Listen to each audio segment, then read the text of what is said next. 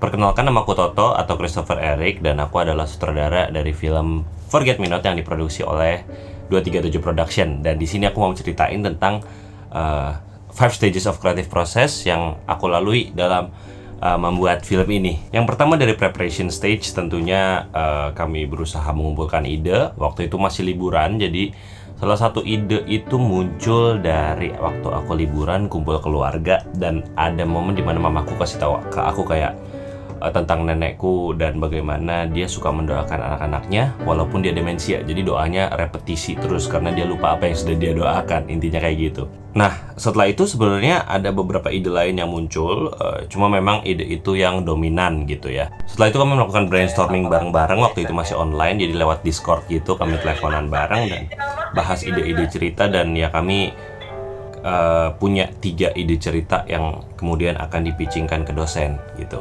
Setelah kami menentukan 3 ide video itu, ya kami masuk ke incubation stage. Di sana kami mendiamkan ide itu sejenak, ya kami liburan dulu gitu untuk siapa tahu ada ide-ide baru yang bermunculan gitu kan.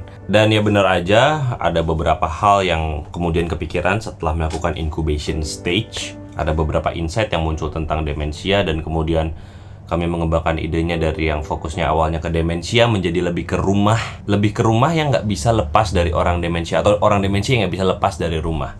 Nah, di illumination stage ini kami pitching 3 ide kami dan dapat masukan dari Mas Bayu untuk mengerjakan salah satu ide yang paling matang, yaitu yang demensia dengan rumah ini. 2 ide lainnya kami tinggalkan kayak gitu, dan ya, kami mulai develop cerita dari sana, mulai nulis. Aku juga ikut dalam nulis bareng Melvi. Dalam nulis kami sebenarnya nggak berdua aja dalam ngembangin ide cerita ini.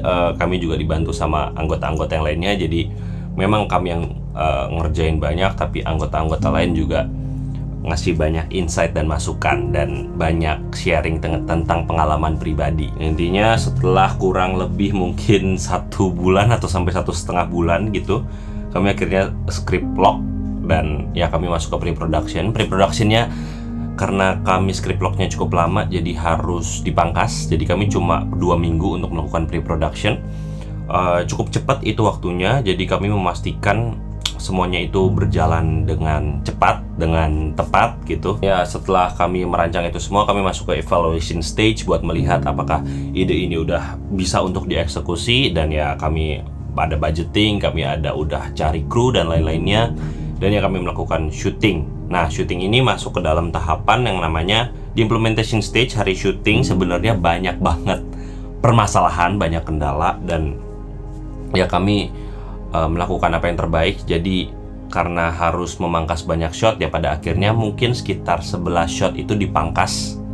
Jadi kami nggak ambil 11 shot, jadi kami memang materi untuk di editing itu nggak terlalu banyak. Dan ya setelah syuting kami melakukan post pro itu sekitar 2 minggu untuk offline dan 1 minggu untuk online, dilakukan oleh Sam, editor kami, offline editor, rotoscope artist, sound designer, musik scoring itu Sam semua, dan aku ngerjain di color gradingnya. Jujur color gradingnya cukup susah karena footage-nya kami shot di 12.800 ISO-nya, jadi cukup tinggi, jadi lumayan noise. Jadi ya di situ ada tantangan untuk aku color grading, tapi akhirnya kami berhasil dan screening barusan beberapa hari yang lalu. Dan ya meskipun kami masih banyak kekurangan, tapi yang penting adalah kami sudah berkembang jauh dari sebelumnya, dari semester-semester sebelumnya. Kami belajar banyak, dan menurutku itu yang paling penting dari ya kuliah film gitu, kuliah untuk belajar gitu kan. Dan satu hal yang aku pelajari dari proses kreatif membuat film ini adalah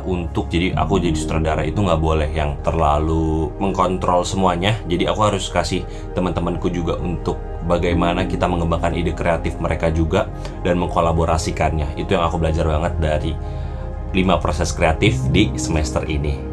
Gitu aja. Terima kasih.